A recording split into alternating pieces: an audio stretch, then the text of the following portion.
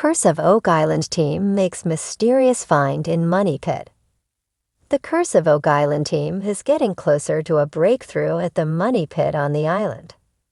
In the 9th episode of Season 12, Brick by Brick, the team heads back down into the money pit and finds possible proof there are tunnels that could lead to a vault and treasure. Here's what the guys found in this episode and what it could mean. Curse of Oak Island finds void in the money pit. In the most recent Curse of Oak Island episode, the team again worked in the money pit, which they believe is above the possible treasure. However, they have yet to descend far enough to explore the depths and uncover the mysteries. However, this week they found an anomaly. The team intensified their search in the money pit, looking for the chapel vault. This is what they called the treasure chamber mentioned in Oak Island lore. They kept digging there, which seemed to be an unending prospect. However, during this dig, they encountered something strange. As they dug deeper, they encountered a void. This mysterious, cavern-like area provided no answers but offered plenty of questions for the team. However, while they found the void, they uncovered no new treasure. Although the discovery increased their dreams of getting closer, they still hope to discover more items to make it real. The team finds Copper Button on Lot 5. While they found the void in the money pit, the Curse of Oak Island team found another trinket on the island. On Lot 5, they used a metal detector and found what might be a copper button from the 1700s. Emma Culligan, one of the team's specialists, analyzed the button and confirmed its historical significance. She said it might have a personal connection with Sir William Phipps, a known treasure hunter, via Monsters and Critics. The team also found more in the swamp. They discovered bricks, which they feel are linked to Spanish treasures. They think there was a historical construction in the area. However, any actual evidence is only speculatory. Marty Legina said he didn't believe they would find anything else there and was already giving up on it. However, geoscientist Dr. Ian Spooner said the bricks were handmade. Rick Legina mentioned treasure seeker Anthony Graves, who lived near the swamp but never found anything on the island. In the end, the team found the button, bricks likely tied to former treasure seekers, and enjoyed a breakthrough in the money pit with the void. The atmosphere on Oak Island was electric. Rick and Marty Legina, along with their trusty team of experts, stood at the edge of the money pit, the infamous spot that had swallowed fortunes and baffled treasure hunters for over 2 centuries. Today was different, though. There was an air of anticipation so thick it seemed to charge the mist rolling in from the Atlantic.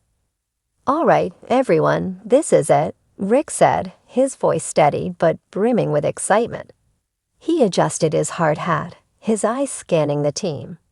Marty stood beside him, his arms crossed, trying to temper his enthusiasm with practicality, though the faint grin on his face betrayed him.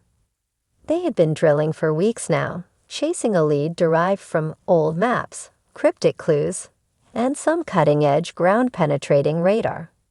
The readings showed a large void some 160 feet down, with unusual metallic anomalies surrounding it.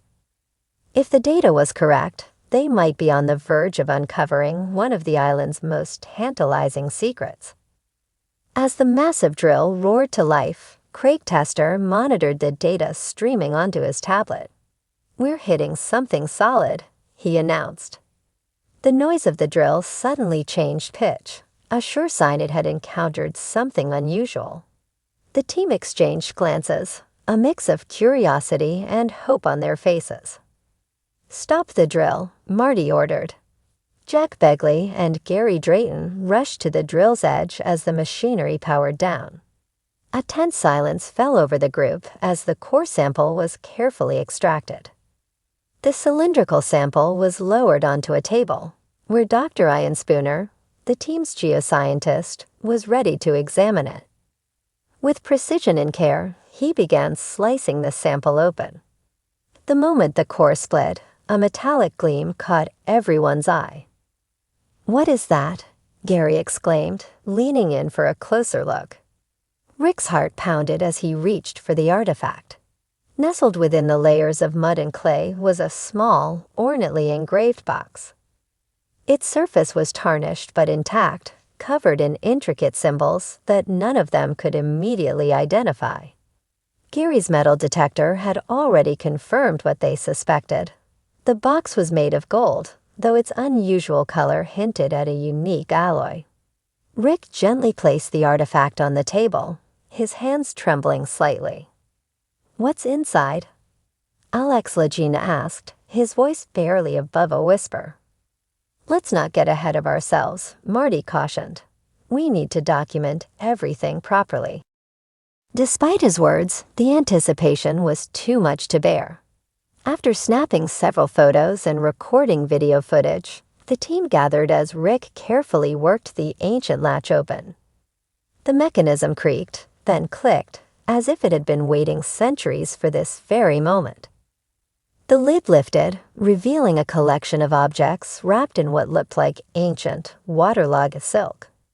Among the contents were a collection of small, intricately carved gemstones, each glinting in the sunlight as if they held secrets of their own.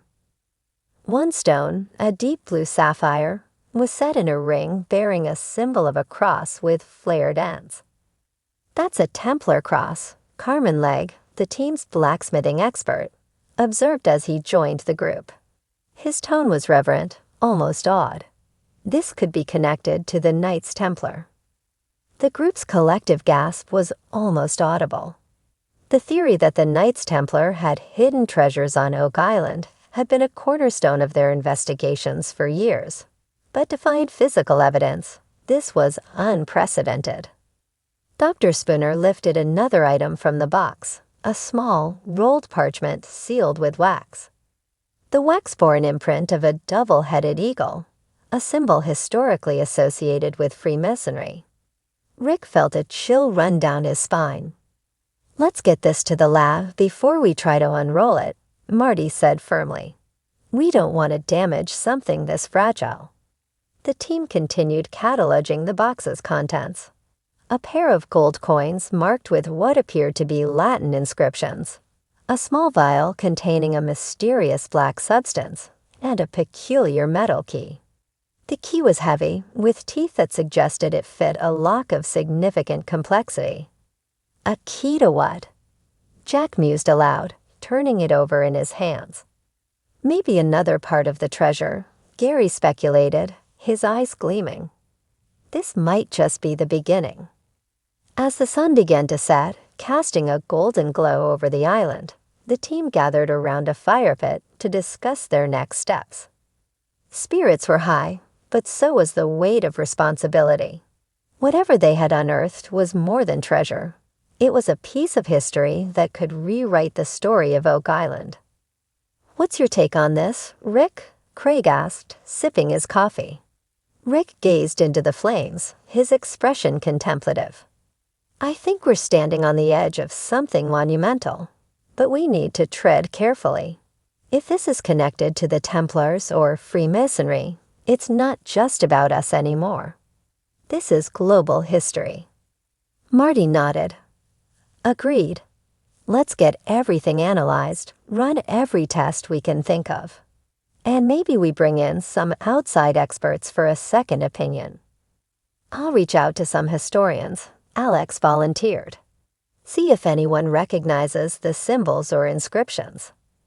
The group's excitement was tempered by their shared understanding of what lay ahead. The discoveries were thrilling, but the journey was far from over. Every answer seemed to lead to more questions.